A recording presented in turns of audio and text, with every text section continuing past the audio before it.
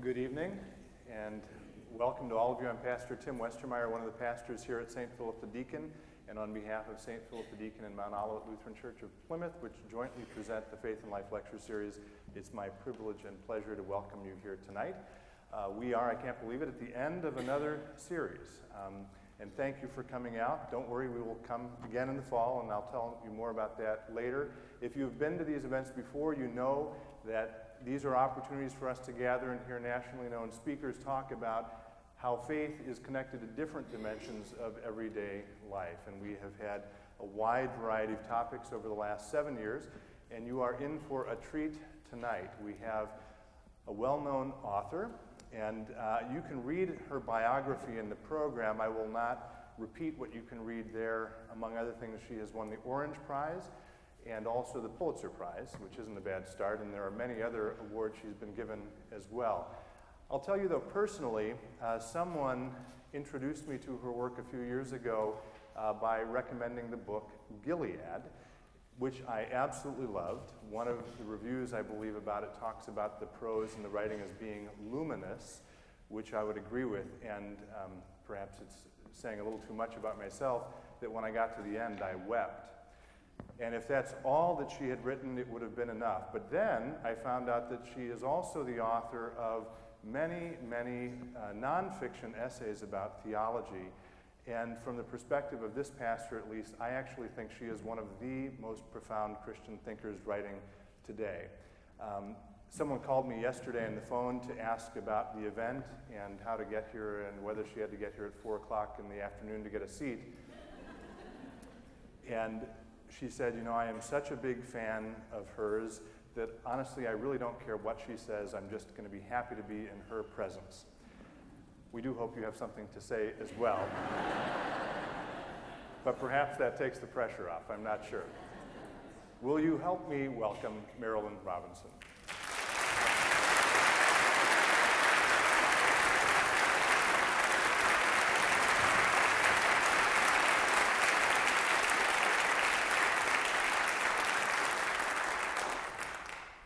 It's wonderful to be here. I will begin my remarks. It is wonderful to be here. I just don't have any small talk. I have arrived at that interesting point in life when the realization comes that most of the living I will do, I have done already, that my mortal career has in all probability and for most purposes taken its final shape, that most of the choices that matter are choices I made a long time ago. So my life has begun rather suddenly to present itself to me as a thing to consider, though not in terms of success or failure, satisfaction or disappointments, since all these categories are too simple, too binary, to capture anything worth reflecting on. Instead, I have begun to think of myself sometimes as the creature of cultural and historical happenstance, a woman living in North America in the 20th and 21st centuries. Born a few generations earlier, born elsewhere, I'd have had a very different life. And if I were born a generation or two later, still in America, my life would no doubt be different again, in more ways than I will ever know. As it happened, I spent a long childhood reading old books, and I am spending a lengthening adulthood reading more old books. It is odd how a life is itself converting a various experience into its own substance. At any point, I could have chosen otherwise than I did, in theory at least, though in fact otherwise has never held a particular attraction for me. I felt and I feel that I was and am tending to my soul. Why do I wonder about things that happened 500 years ago? Myself can understand that there might be some more practical use of my time, but I have to content my soul. In an exceptional degree, my life has been made up of books, those I've read, those I've written, and those I've seen emerging among the young writers in my classrooms. This last is again an accident of culture and history. As many of you are no doubt aware, the teaching of writing was for a long time an American idea, one of those things we are supposed to have gotten wrong, another oafish failure to understand the origins of culture, the nature of genius, and so on. The practice has always attracted its share of scorn. At the same time, it has spread and prospered, and through the decades, it seems also to have benefited a long list of very interesting writers. Now even Europeans have begun to make experiments along these lines. Still, there are those who insist the workshop phenomenon has had a deadening effect on American letters, and who deplore the fact that contemporary writers are often associated with the university, another supposedly deadening influence. From time to time, I have almost felt at a loss to defend my own involvement in all this, being as sincere in my devotion to the American literary tradition as most people I know, and as loath to believe I have contributed to its decline. Myself might have looked for another way to manage my life, but my soul was pleased and at home. That is to say, from time to time, I've been distracted from the testimony of my own experience. As a matter of fact, I have loved my life as a teacher of writers. I've learned from it. 10 or a dozen gifted people in a room together, bringing their thoughts and insights to bear on a piece of fiction. What a privilege for everyone involved. It may be something new under the sun. Perhaps King David never talked metrics or metaphor with Prince Solomon, or Christopher Marlowe with Thomas Kidd. But if they had, they would not have been the worse for it. At our more modest level, I can say with confidence that we are generally much the better for it, not least because we enjoy a kind of access to one another's thinking we would not have in any other circumstance. And while I am on the subject of privilege, to have spent my life within the community of a great university is an amazing stroke of good fortune. The resources it has given me to support the development of my essays as well as my fiction have been invaluable to me. I might have written more if I had not been teaching, but I'd have thought less or less rigorously, and I'd have learned less. The intersection of my brief life with the golden age of the American university is an historical accident for which I can never be sufficiently grateful.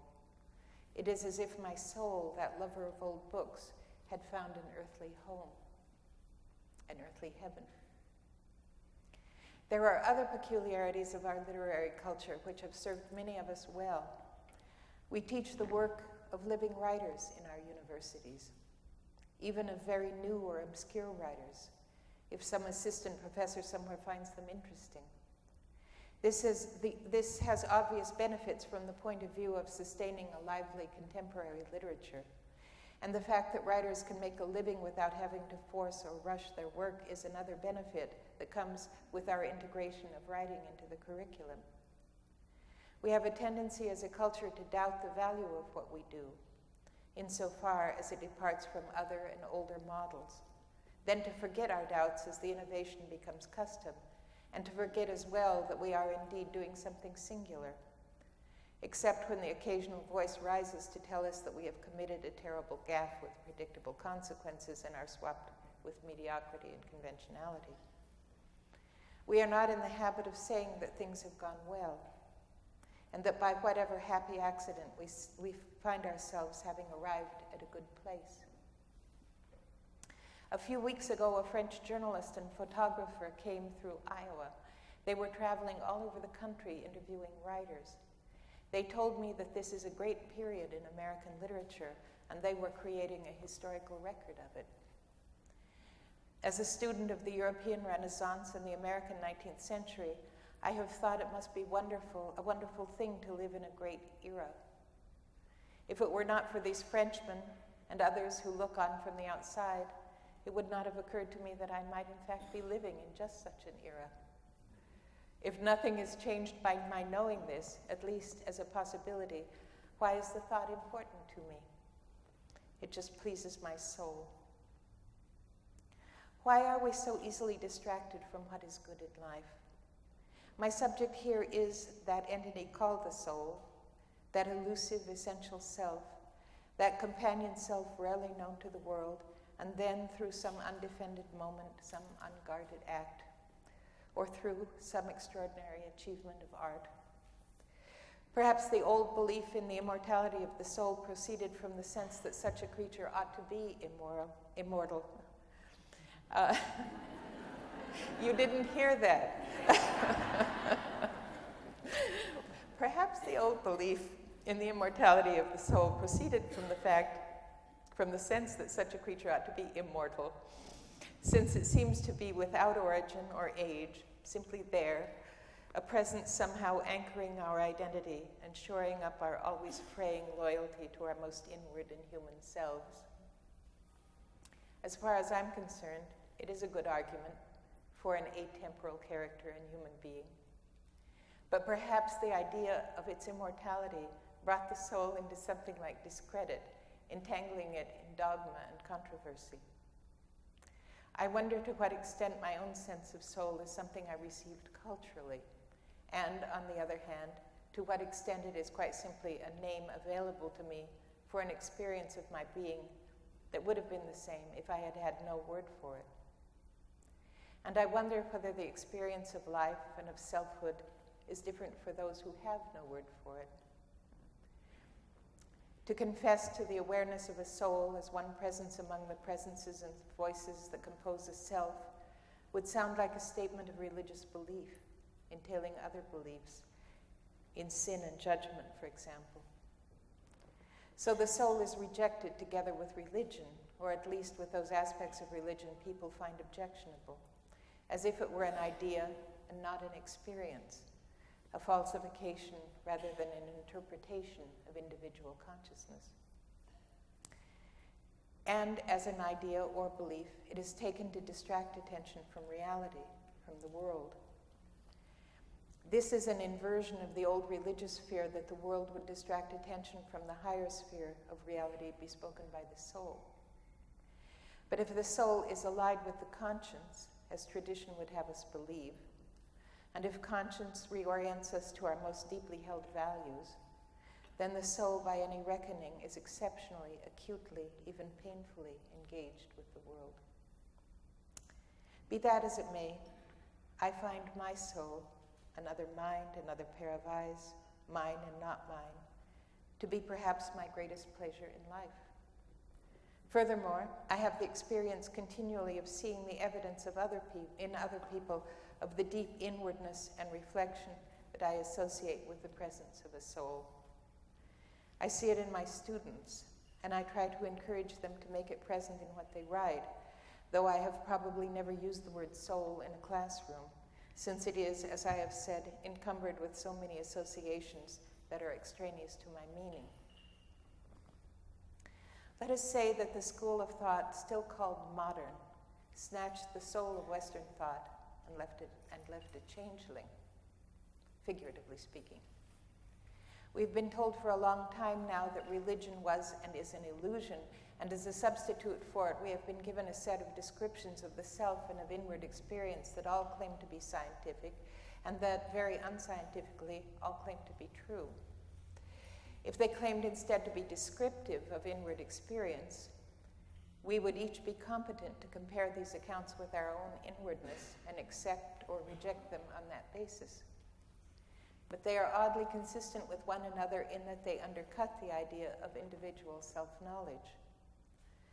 Granted, this kind of knowledge has been the study of the ancient sages and the great philosophers, none of whom has ever suggested that it is to be attained easily. There's nothing simple about us.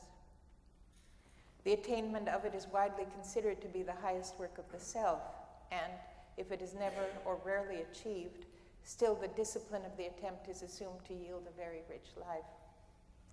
That is to say, we are properly of interest to ourselves as we have understood ourselves traditionally.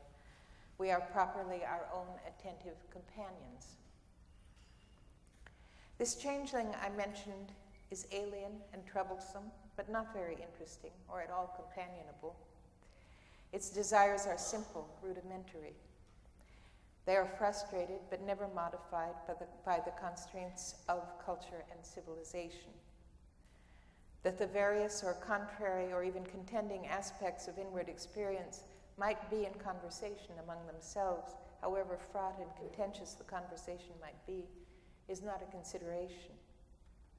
There is only the brute we deny, the id, or our biological selfishness, and then the husk of acculturated consciousness and behavior that is imposed on it by society or by some sort of phylogenetic shrewdness that makes us still seekers after our own interests, but unbeknownst to ourselves and even despite ourselves.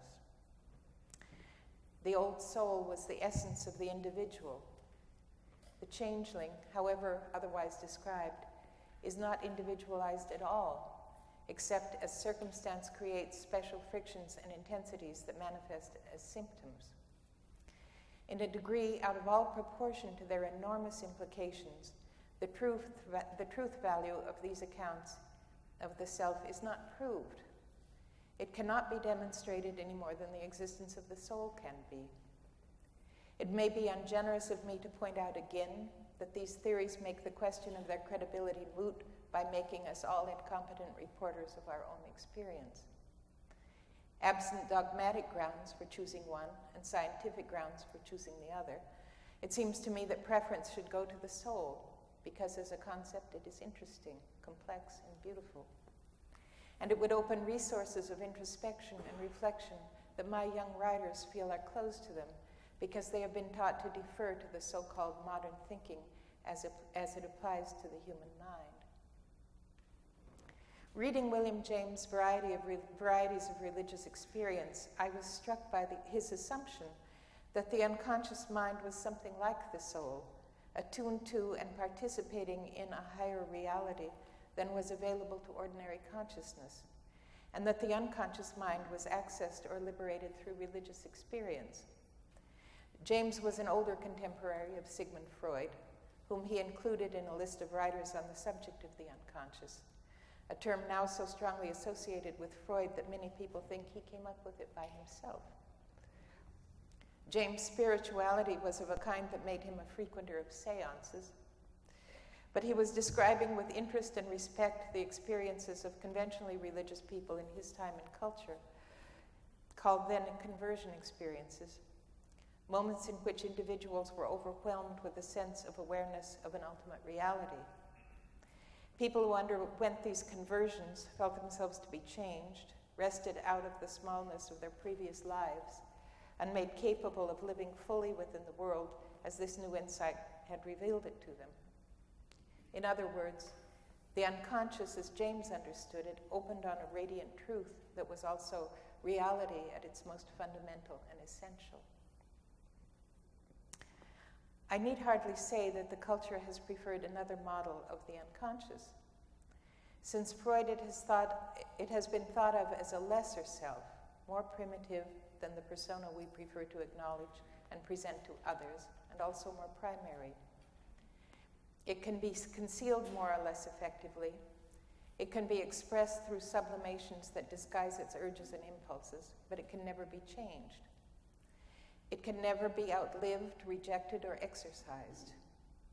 Insofar as the theory reveals a deeper reality, it finds a joyless, snappish creature at the center of the human psyche, not quite vigorous enough to be animal, trapped in the constraints of manners and morality and resentful at its imprisonment.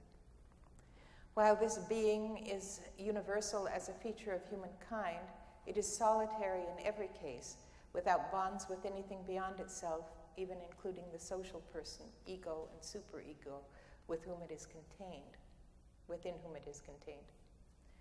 Phylogenetic selfishness is the same, a force with its own agenda, evading or misleading conscious intent. The success of this view of the unconscious may have been recommended by the fact that it is undemanding. To live up to our lesser impulses is rarely difficult. And the suggestion that the great virtues, love of neighbor and so on, are always more or less hypocritical, since they inevitably conceal another feeling entirely, diminishes the potency of the claims traditional moral systems have made on us. There is a cost. We lose the belief that reality is intrinsically beautiful and that we can have a knowledge of it that takes us beyond the tedium of narrowness, self-interest, and self-absorption. a knowledge that awakens us to this beauty and allows us to participate in it. This view of the essential self unites us with the whole of reality, while the other alienates us from it altogether. This view of the essential self exalts our gifts of perception, while the other gives us nothing more than the assurance that our perceptions are unreliable, especially insofar as they suggest that anything has reality for us to be compared with the reality of our own most primitive fears and desires. Since neither version of the unconscious can claim to be supported by science, and both of them have the largest consequences for our understanding of human nature, of the human place in the world, and even of the nature of the universe itself, what has prompted Western culture to choose the Freudian over the Jamesian unconscious?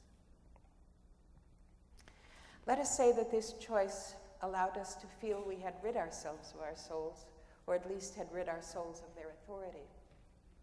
If the word soul refers to anything real, could we actually have done this?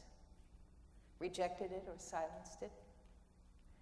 I've been reading an odd little book, an interesting commentary on this question. It is Spiritual Atheism by Steve Antonoff. It identifies spiritual hunger, the yearning for something more than this life can give us, as the existential discomfort that is an inevitable part of being human. Faith in God has traditionally assuaged this feeling, he says, but now belief in God is no longer possible.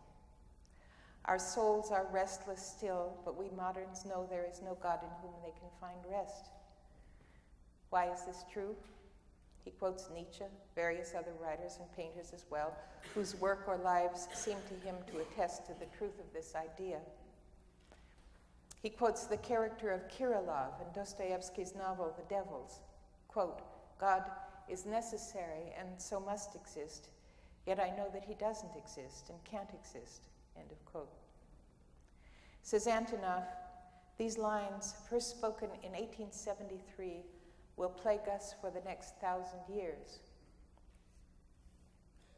Of course, these lines were not spoken in 1873. They are words given to a fictional character with whom his author should not be assumed to agree. And why should they have any particular impact on our thinking? Even if Kirillov does speak for Dostoevsky, does Dostoevsky, great as he is, have or claim some special authority regarding the existence or non-existence of God? I have the impression that he is widely considered to be a religious writer. If he had questions, so did Job. It is characteristic of the many writers on the modern period to act as though something epical happened that put an end to thinking on the subject of God's existence. No more of that, case closed. On what imaginable authority can a great question, one that has preoccupied humankind for millennia, be terminated at some arbitrary point in history, as if by an answer that makes both the question and its persistence meaningless? I've noticed a tendency in myself to read books I can expect to disagree with. And keeps a glow in my cheek. And then to write my next lecture with the latest of these books in hand. Antonoff is interesting and unusual in that he does at least acknowledge the reality and complexity of human consciousness. In fact, the experience of individual consciousness is central for him, while it is rarely even acknowledged in the generality of the new atheist books one finds on the shelves these days. His response to the existential suffering that, according to him, is the default state of human consciousness is Zen and the practice of meditation. According to Antonoff, this really does not solve the problem either, except for a certain few masters who can transcend life and death and experience a realization of the eternal. To me, it seems as though the extraordinary exertions he describes might only demonstrate the kindly tendency of the brain to respond to duress with a flood of endorphins.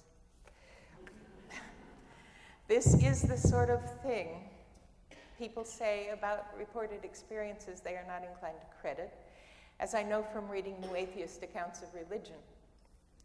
My difference from them is that I assume that nothing the brain does, nothing the mind experiences, is without significance. Among the resources and potentialities of the brain, mind, are comfort and beauty. The question is, how readily and naturally can we access them? Do they mean anything? Do they give us any insight into what we are? Antonov says of the lesser moments of Zen meditation, the peak reached by all but a few great practitioners, quote, little excels the thrill of these ecstatic states, the gorgeousness of the mind an expanse of white frost, the mind brightest silk, consciousness bathed in milk, the vibrancy of repose, the tapping into pure health, clear, cold ice suffusing the clarified field of awareness, mind burned away like a cigarette pressed into the center of a leaf, little excels it. The question of what to do next, against the incontrovertible knowledge that these are mere coats of tranquility varnished over the wound, excels it. I'm still quoting him. I'll read that again because this is his summary statement. The question of what to do next, against the incontrovertible knowledge that these are mere coats of tranquility varnished over the wound, excels it.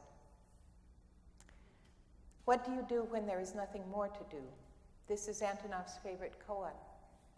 It can only mean that the sensation of insight is mere sensation and terminates in itself.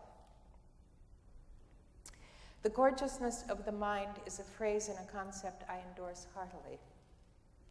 As a friend of lucid thought, I feel obliged to point out that it would be the leaf, not the cigarette, that is burned away.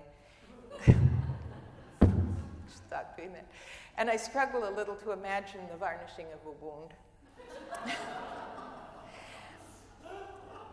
But these are quibbles over against this celebration of the mind as a wonder, a thing to be profoundly enjoyed. It is an acknowledgement that I consider an essential discovery for anyone who would write well, granting that writing can be fully as painful a discipline as rigorous meditation. And I consider it a thing to be assumed by anyone who wishes to be receptive to the best that literature or any other art can accomplish. It has been a tendency in higher education in recent decades to treat the arts as data, to break them down into psychological and sociological categories so that they seem interpretable in the same way that society at large seems interpretable, flattening out the special character that derives from their origins in a kind of meditation, and excluding from consideration the difficult beauty that comes with a demanding use of the mind. This tracks the tendency in modern thought to devalue individual experience by subordinating it to demographics, another response to what Antonov calls the wound, the aching privilege, and privilege is my word, not his, of irreducible human solitude, that is to say, uniqueness. In these matters of the soul, uniqueness is the issue behind all the others. If I could be understood by my gender, my social or economic class, my ethnicity or religious acculturation, or by the presumably epical consequences of living in the West after 1873, after that utterance of the fictional Kirillov by which we will all be dogged for the next 1,000 years, then there would be an essential similarity between me and one cohort or another, some of them very large indeed. My thinking would be transparent to women, if not men, to the prosperous, if not the poor, to liberal Protestants, if not Roman Catholics. My loneliness would be substantially assuaged. And in some degree, it is assuaged by the fact that certain readers do respond to things I write. As it happens, however, many of my best readers are men, and many of them, male or female, are Catholic, or Jewish, or non-religious. Clearly, something is at work demographics does not describe. I find this deeply heartening. The descriptions we make of one another in the Mass are always brutal. They are reductionist in a degree that assures they will be wrong. And denying our ability to share understanding across supposed barriers is at very best a kind of mischief done in the service of petty interests. To fold everything we have made or can make into this soup of dubious generalization is simply perverse. but it has the merit of avoiding or evading the problem of individual consciousness, with all that implies about the complexity of any human being and of the human race altogether. The vastness of the universe is impossible to imagine. As I always tell my students, the human brain is the most complex object known to exist in the universe. Therefore, the complexity of any mind is also imponderable. Multiply this complexity by 6 billion, then compound it by the factor of innumerable phenomena of culture and relationship and circumstance. Only God would not find the problem overwhelming. No wonder we are so inclined to try to remake ourselves as lesser beings. Professor Antonoff says, quote, "The craving for heightened existence through heightened sensation is central to the story of the search for enlightenment in much of this generation of spiritual atheists.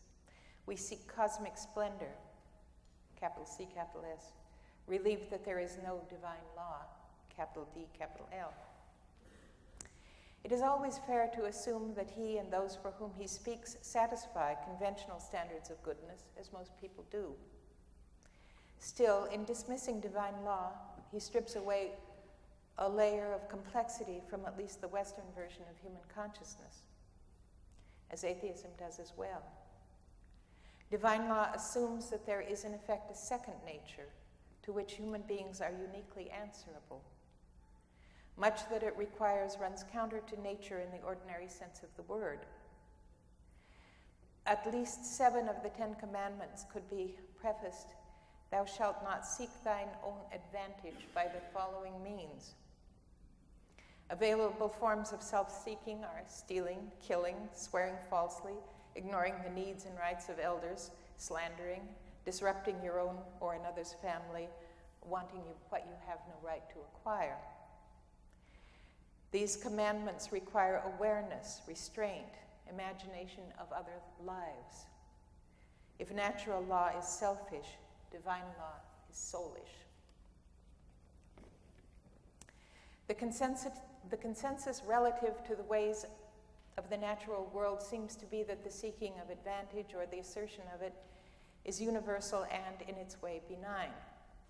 No one can doubt that we humans participate in nature thus understood, even pushing far beyond the limits self-interest would set for us, which accounts for the superaddition of divine law.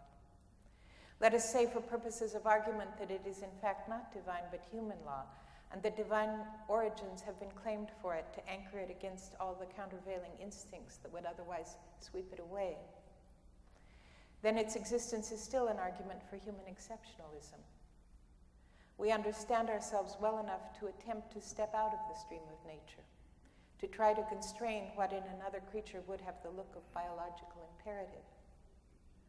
Whatever the origins of these laws and their like, we know that where they are breached, life can become a nightmare. This is a fact in need of serious attention that clearly falls under the rubric human complexity. And it is a reality we would love to be excused from, a major part of the burden of consciousness. Antonoff calls the loneliness of the self, the I, and its inability to find anything in the world that can satisfy it, a wound and inescapable suffering. I will confess that considering the real trouble that engulfs so many lives, suffering without source or content strikes me as a little precious, always allowing for the possibility that it is made to seem so by the sufferer's unwillingness to acknowledge its actual meaning. Be that as it may, Antonoff's response is to discover and enjoy an aesthetic of consciousness through meditation. This is fine as far as it goes, certainly much to be preferred to the brain as computer model to be found elsewhere among the atheists, and more to my taste than the mind as snare and delusion model that has made too many religious people fearful of experiences and ideas that might pose questions for them. Still, I am struck by the solipsism of it, how much that otherwise moves or intrigues us is excluded by it. Our circumstance is so remarkable that, if a reasonable engagement with the larger world, including the human world, can only be entertained at the cost of a self-awareness that entails existential suffering. Engagement is surely cheap at the price. Immanuel Kant said, "Two things fill the mind with ever new and increasing admiration and awe, the more often and more enduringly reflection is occupied with them. The starry heavens above me and the moral law within me." This is beautiful consciousness too, engaged by outwardly directed perception and by human interaction. And if the evidence of history is to be taken into account, the tendency of the Babylonians to ponder the stars or of the Egyptians to venerate wisdom, it is also a natural use of the human mind. Art is an expression of the beauty of consciousness. Science has raised interesting questions about the role of consciousness in bringing what we call reality into being, in the ways in which we think we know reality, at any rate. Certainly, the mind orders and characterizes experience continuously. One definition of art might be the mind aware of itself in the process of engaging experience. Wallace Stevens wrote about the poem of the act of the mind, quote, "The poem of the mind in the act of finding what will suffice." I take this to mean that the poem is not the pattern of words that appears on the page, but the act of the mind in the making of the poem. Consciousness, like a gesture, inscribing grace on thin air and stolid gravity. Stevens says what the moderns all say, that it, quote, the mind, quote, has not always had to find. The scene was set. It repeated what was in the script, end of quote. In some unspecified past time, the moderns tell us, there was truth, faith, certitude. Stevens is utterly different from most of them in that he assigns high aesthetic value to the experiences of this world, assumed to be stripped of the old verities that fostered art in other generations. But has any good poem, any psalm or ballad or sonnet, ever been anything other than an act of the mind, a new address of the imagination to the wealth and complexity of experience? Then why have so many of us surrendered the language that would allow us to fully acknowledge this complexity? I stole the title of this lecture from William Butler Yeats, another great novelist, another great modernist.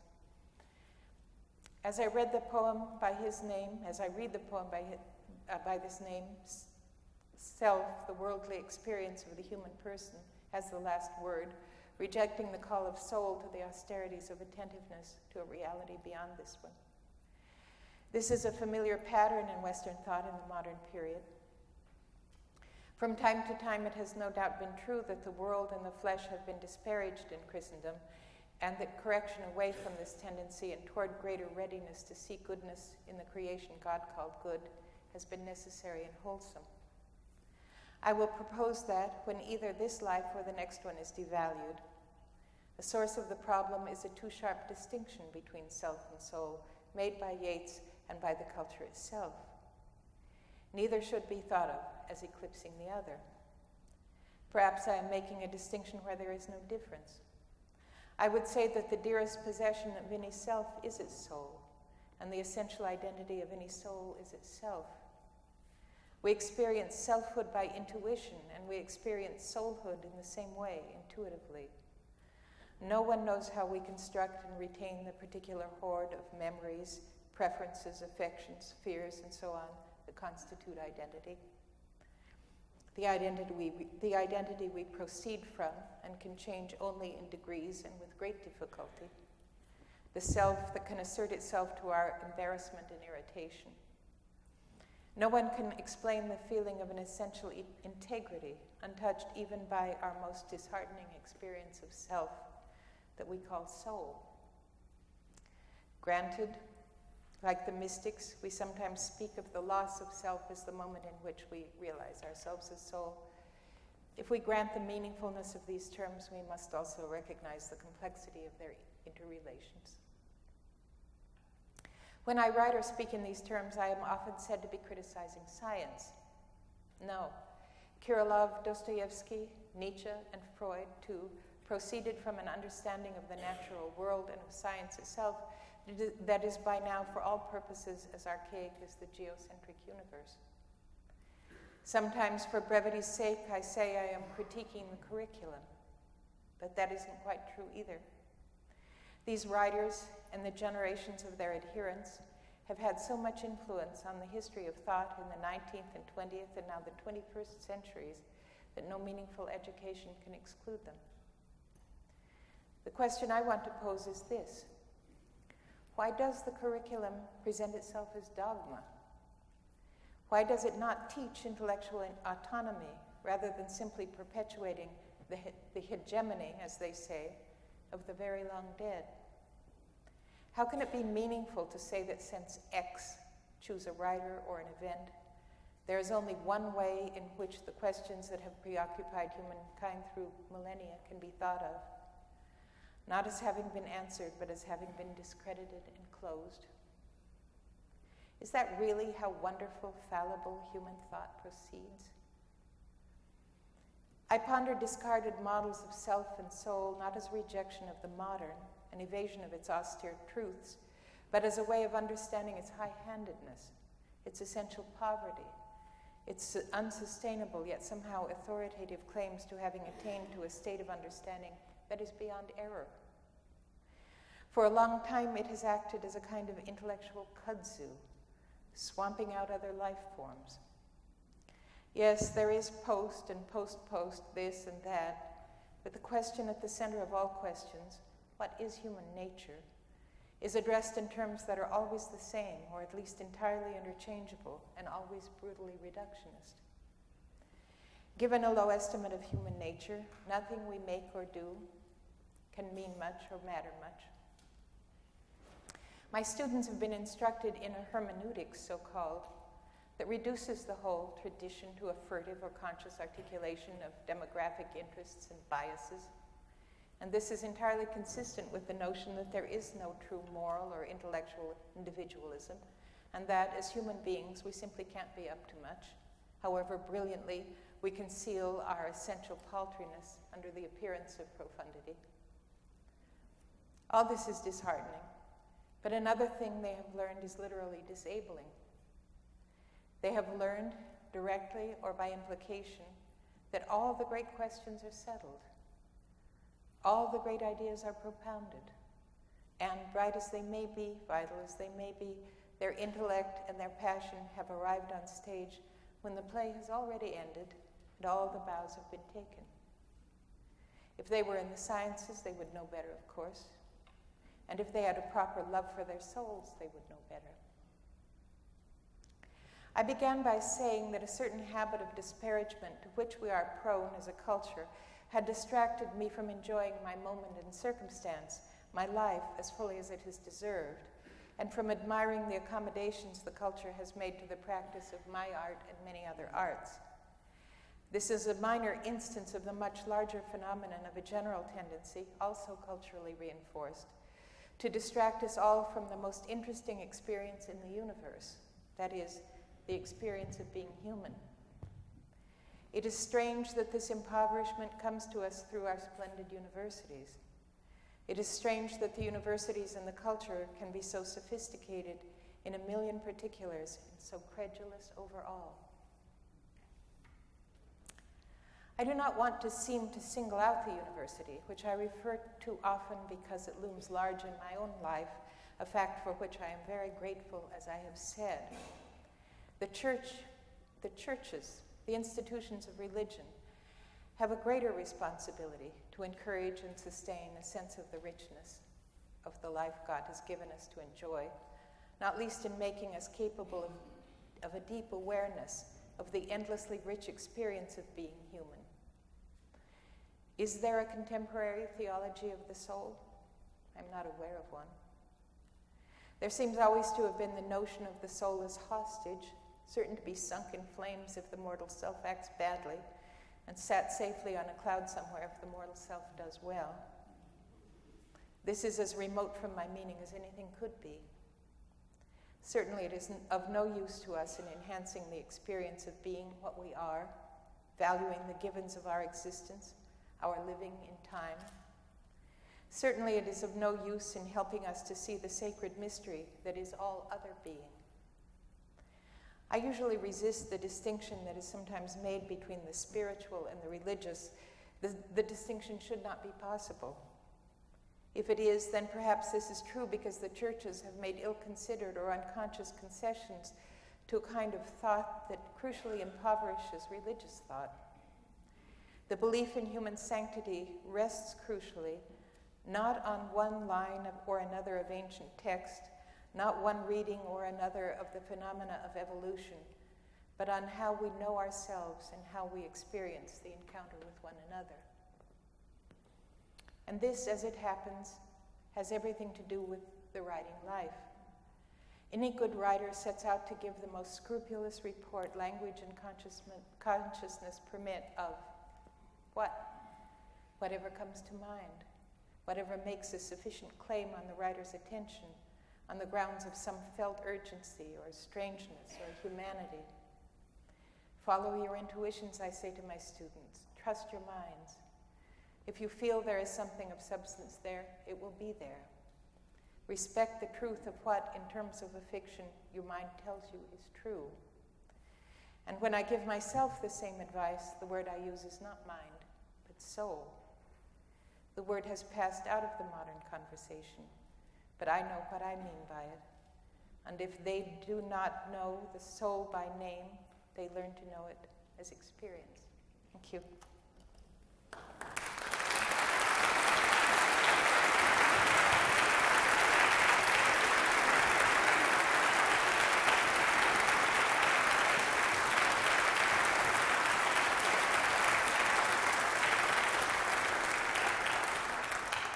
You are going to have a chance to ask her some questions. Dave, where are you? With the microphone. Okay.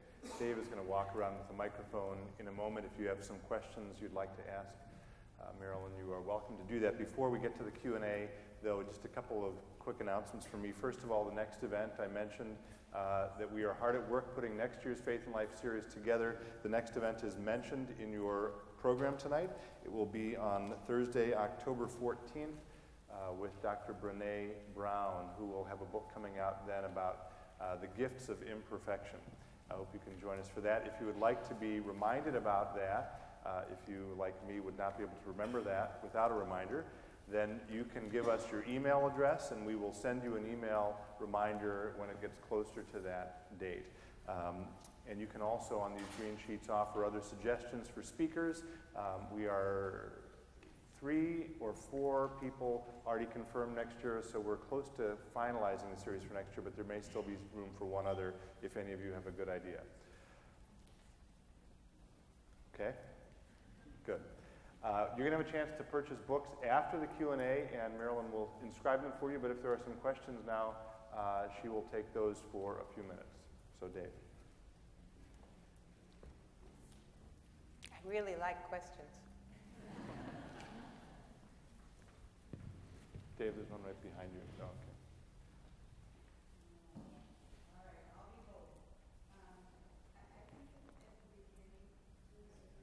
Is that on?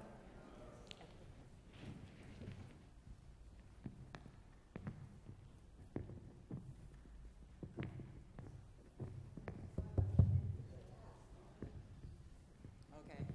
Am I live? Okay. I think at the beginning, when you were speaking, I might have misunderstood what you said, but I wonder if you could clarify if I'm even on the track of what you were referring to, that it was an American idea for teaching writing and that Europeans are looking at that now as maybe having value. But then I believe you said something about that the validity of it in the sense of arts and letters and the university value maybe isn't accepted as universally? I'm sure I'm mutilating what you're saying. Actually, I teach at Iowa, and Iowa is the oldest writing program on the planet, 75 years old. It is, not quite. It is an American phenomenon. It was, for some reason, there's a sort of pious skepticism about whether or not you can quote-unquote teach writers, which is a question like, can you teach violinists? Can you teach ballet dancers? Of course you can. You know, you find people that have a gift and you enhance the gift. It's an art. In any case, but it has been very, very much a peculiarity of our own teaching and literary culture. It has spread all through the United States now. I think there are a great many writing programs, not only in the universities and high schools and so on, but also in prisons and in hospitals and so on. You find them emerging spontaneously among doctors and so on, you know, peer groups that get together and compare their writing with each other. It's something that I think has great value and in many cases makes people aware of another interesting use of their minds, even if they never have any serious aspirations as far as publishing is concerned. There has been a lot of resistance to it in other countries as being American in the sense that we think we can just do something because we want to do it, you know, sort of. And so there are a few programs in Britain now. There are some in Canada. There have been for quite a long time in Canada. But, and I think there's one or two in Germany. But in general, it has been an American phenomenon that has been slow to spread to the rest of the world. I'm going to France in May, and one of the things that I'm going to do there is conduct with some other writers a sort of experimental workshop among English-speaking French students, just so they can sort of test the viability of this model, you know, because they also have begun to be interested in it as an idea. One of the things that I think is really valuable, and I sort of talk about it at the beginning, but we do undervalue the importance of the activity of our writers in our universities. That they're not only teaching, but they go around like this, you know, and find out what's happening in the rest of the country and, you know, read to audiences who decide that they'll go home and write something that turns out to be very interesting, or you know what I mean. But in any case, we have English departments teaching living writers, which is very unusual in the world. Living writers are considered a sort of contemptible life form. When that pulse is gone, then you can start being really, you know, accepted. But in any case, what that means is that we have lots of people who have refined taste, good judgment, reading things that are contemporary and teaching them. And so we have a very self-aware, articulate contemporary literary culture in a degree that's unusual because of that. So anyway, it is these things are American, and they have spread or not spread, basically from this culture.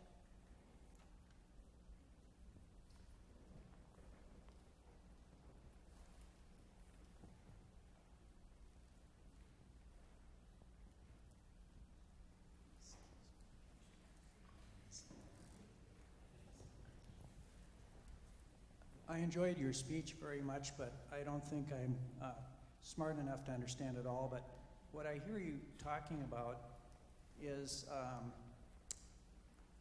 the human soul is exposed to dogma and creeds, but what you are emphasizing is the actual inward experience. And in light of that, could you talk about your novel, Home? I checked it out of the library, and I've only read the blurb on the cover, and I sense that this book is a retelling of the prodigal son story from the gospel. Could you comment on that? Well, it is. I mean, it certainly has heavy allusions to the prodigal son story, which I've always been fascinated by. It's an extraordinary parable.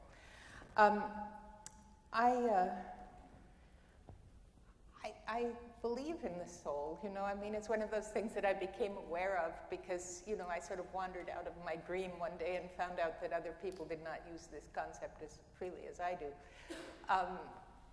I believe that to understand a character in a certain sense, you have to have an understanding of the soul, that soul. We have to conjure the sense of that soul. And it's something much more profound than anything that you can know about someone in terms of biography or self-presentation or anything else. So, I mean, to the extent that I really, the truth of that is very palpable to me. I test what I do against that idea of any character that I write. So there's a way in which all my fiction is about the soul.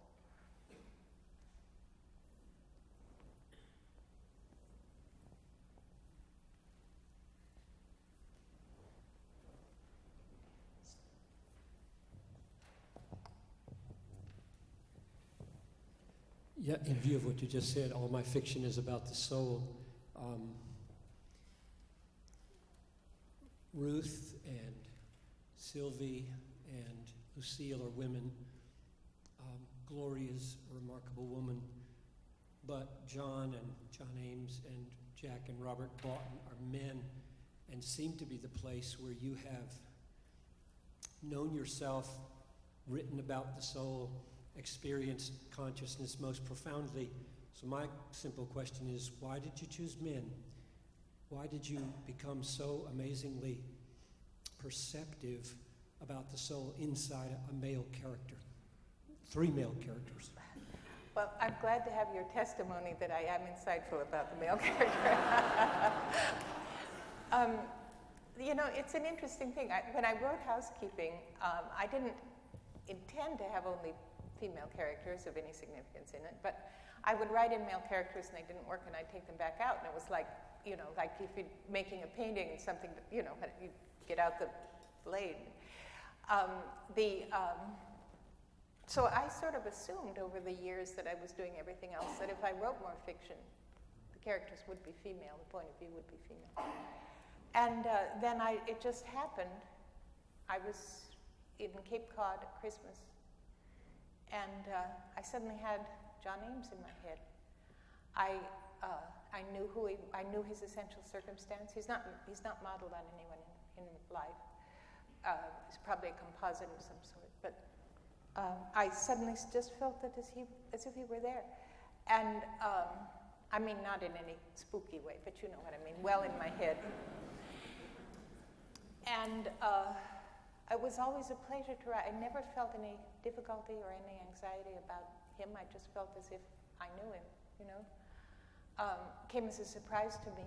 It was a welcome surprise, It makes you realize again that you don't know what's on your mind or what your mind is capable of. But it's the same. I mean, I felt at ease with all those male characters, and they were mine to write about. I can't give a more rational sounding explanation than that.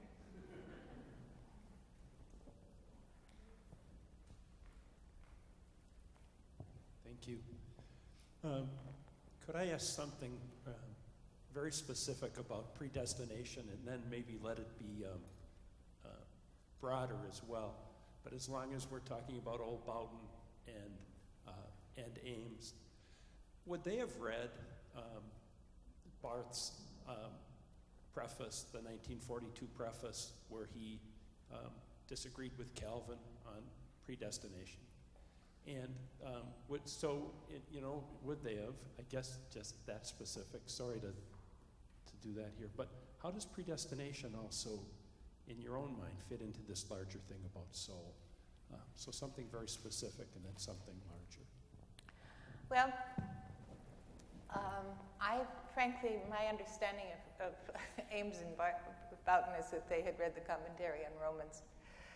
Maybe I wasn't fair to them, but I didn't think of their reading Barth beyond that, frankly. The question of predestination comes up very often.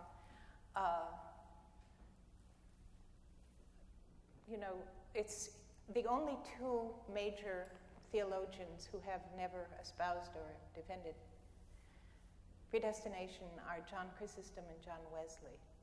Luther, of course, wrote at great length about predestination. Calvin did. Ignatius of Loyola believed in it. Thomas Aquinas believed in it. And St. Augustine famously believed in it. I think that for all of them, I mean, not only, I mean, if you see what Calvin wrote about it, he's just using biblical texts over and over again that have the very strong implication of chosenness and some this and some that and so on. It's a problem throughout Christian thought insofar as Christian thought assumes omniscience, omnipotence. It's been artificially isolated as if it were a problem of Presbyterians, but it's a problem of Christendom. I think that, I mean, for myself, I think that there are major things that we don't understand, like time and causality and so on. And so words like that are sort of placeholders for another concept which might be called the faithfulness of God, if, as Calvin was doing, for example, you use the idea to comfort people rather than to doom them, you know. But in any case, it is an issue that comes up. It's, you know, in religious conversation very often, I think, as it just did now. Of course, I provoked it. And it has to do in a way with how we experience ourselves, how free we actually feel, how constrained by our own more regrettable impulses and so on we take ourselves to be. I think it's a question that comes up naturally in the course of people living out a life that is difficult in ways that if they stand back from it, they could have predicted, etc., you know, which is all of us, I'm sure.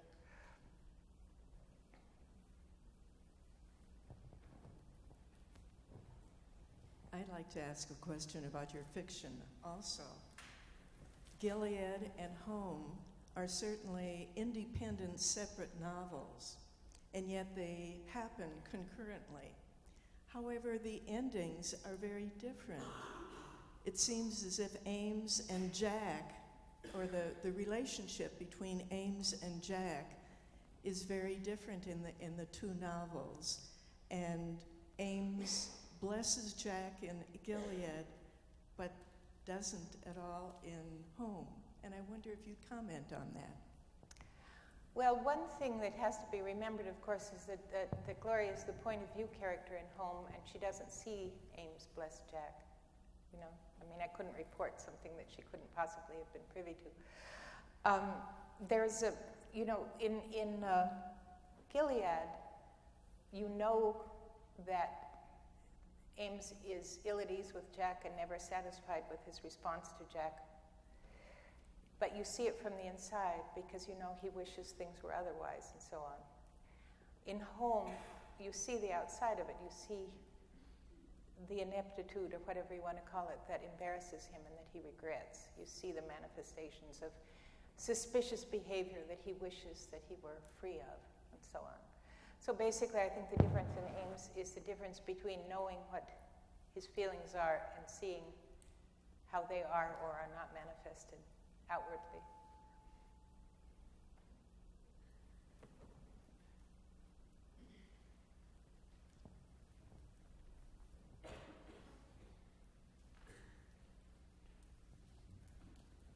I think people are born with varying degrees of intuition, and you talked a little bit about the importance of intuition.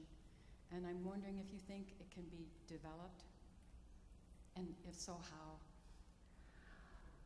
I think intuition is just basically a name for generalized attention.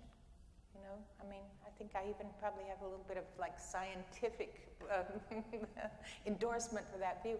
That actually, you know, when people are capable of taking in a great deal of information relatively indiscriminately out of experience, and then some people, if they develop the habit, they can sort of precipitate significant information out of a field of experience without necessarily knowing what it is that they're putting together, you know.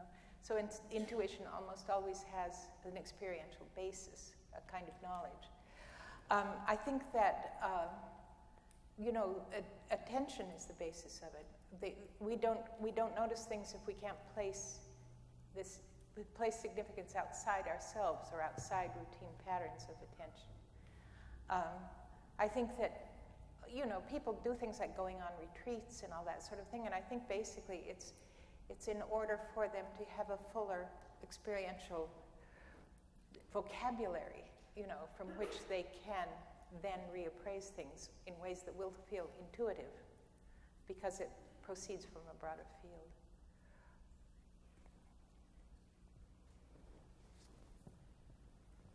This lady has been very patient.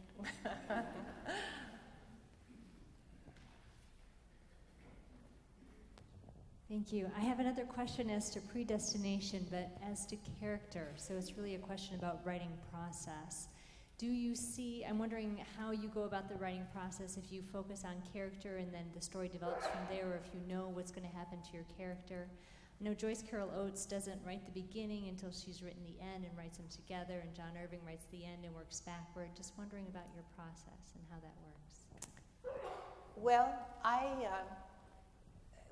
Home, of course, was different from anything else I've written because the arc is predetermined. But in general, I stay with characters. And the test for everything is whether it feels right and whether it sounds right. And, one of the things that's interesting about writing when you get a well-established character is that you pretty well know what they would say or not say and all that sort of thing. The idea of plot has always bothered me. I don't even encourage my students to use the word. I discourage them from using the word.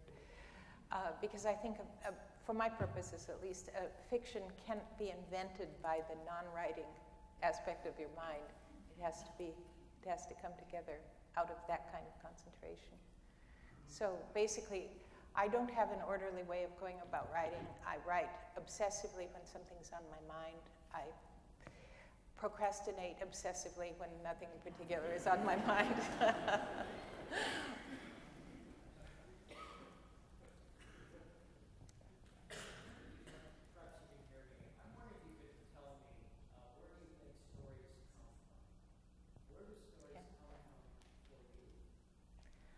That's really an interesting question. It is an interesting question. For me, there are certain things like, for John Ames, in the first instance, I sort of imagined an elderly man sitting at a desk writing a letter for a child on the floor that is, and then I just started from there. I mean, the first line in the book is the first line I wrote. It's strange. I think that I have all these theories, and here I have an audience, I have a theory. But I do think that one of the things that the mind is doing continuously is making sort of hypothetical constructs of reality, You're in a situation, you appraise the situation, what might happen, what did it mean? You think about things that have happened and you reconstrue them in your mind often in a way that would make it a possible explanation for what happened next, If you have something like a job interview, you can replay it 10 times and either you were great or you were terrible, that sort of thing. So that I think that it's just a part of how human beings function in the world, that they fictionalize in the sense of creating hypotheses continuously. And then they also dream, and I think that the making of narrative is basically an activity of sort of cognitive coherence, and anticipation and assimilation, and when you do it yourself or when you draw someone else into the experience as you do it, you're stimulating, I think, something that is a deeply natural function of consciousness. That's a theory of mine. Further, when you write, do you have an audience in mind? No, not at all. Do you advise your students to simply write, or do you have an audience in mind when they write? Well, I tell them, if you imagine a reader, imagine somebody who's smarter than you are, somebody whose taste is better than yours, I'll write up, never condescend, never. And to the extent that I imagine an audience, I mean, that's what I think also,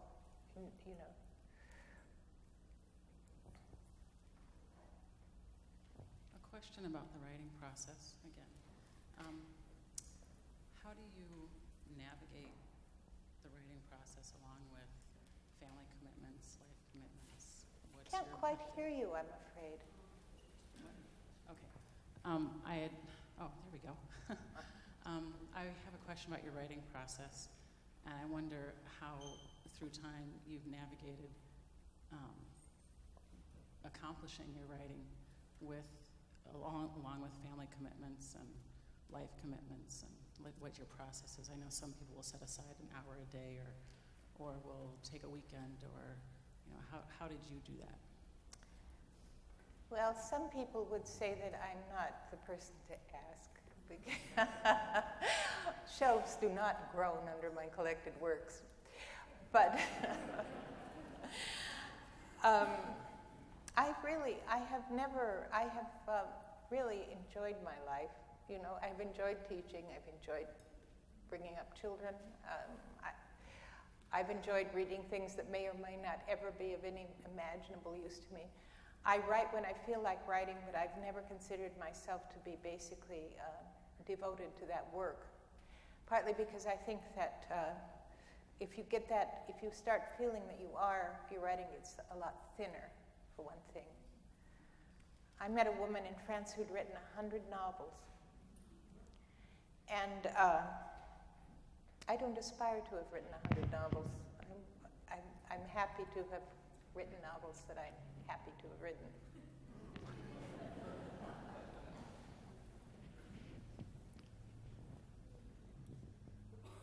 Occasionally, we might experience some insight to which we attribute our mind's eye, having seen something. A few years ago in a men's group at our church in Excelsior, while we were learning contemplative prayer, it occurred to me that I needed to learn to see with my soul's eye. And as a two-part question, have you had the experience yourself of seeing with your soul's eye? And part two, do you have any advice for a non-writer on how we might be able to get ourselves to do this? Well,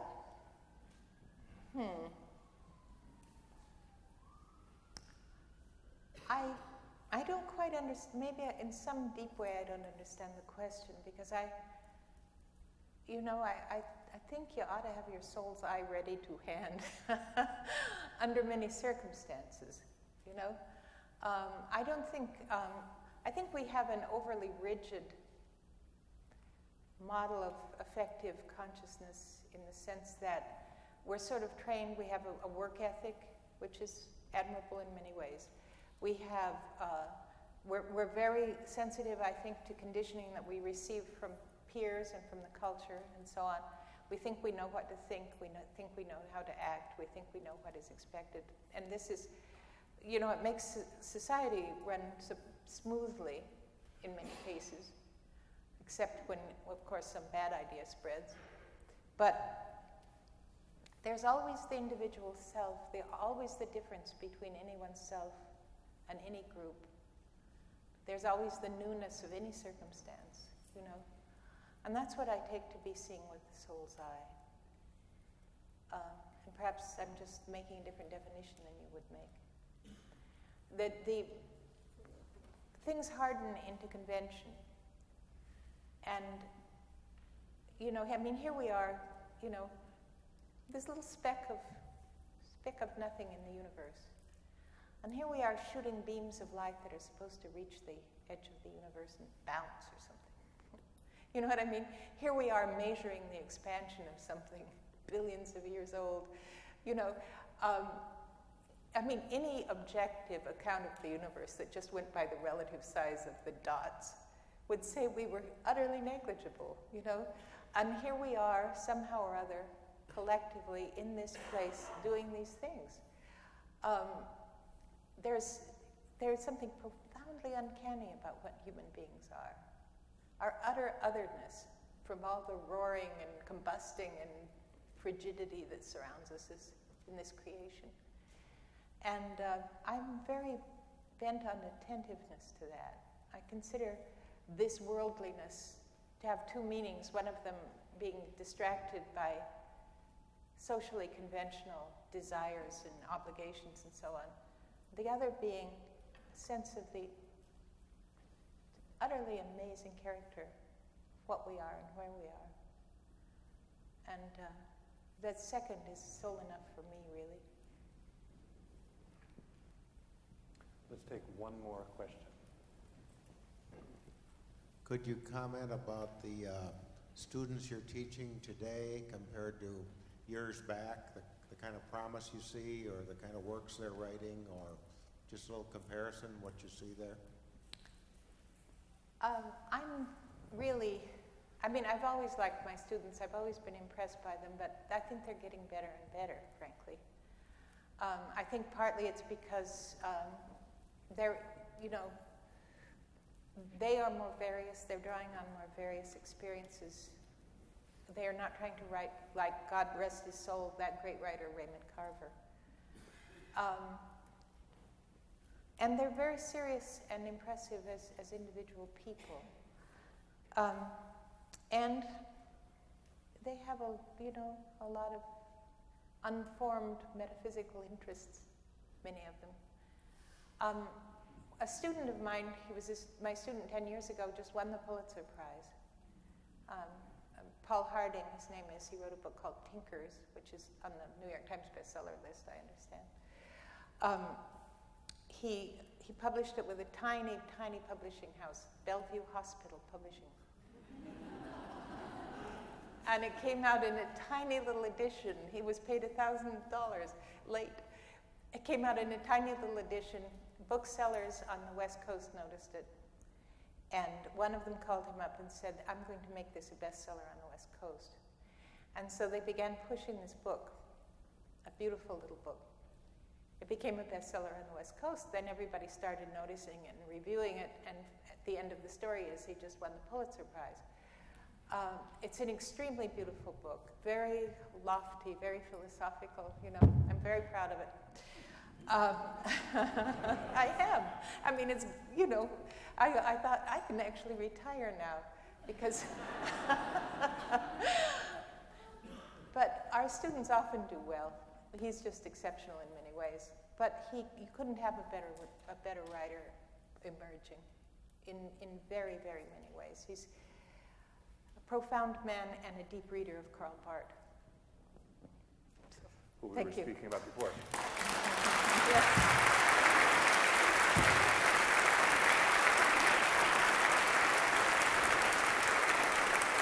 Before you leave, we were talking before about Q&A sessions and how they kind of go one of two ways. Either no one asks anything or you could go all night. I get the sense we could spend a lot of time here, but I want to respect your time. You can chat more with her out there. I mentioned it's the end of the series for this year, and I do want to offer a few thanks. First of all, thanks to all of you for coming to these events. It is wonderful to have you here and supporting it. I want to thank Jeff Elstad, who has been with the series from the very beginning and blesses us with his music before and afterwards.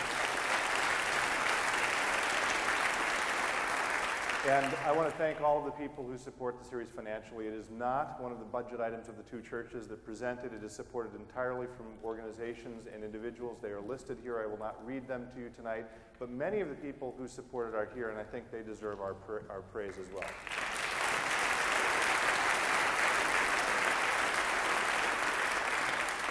And then finally, of course, I want to thank you. We have been looking...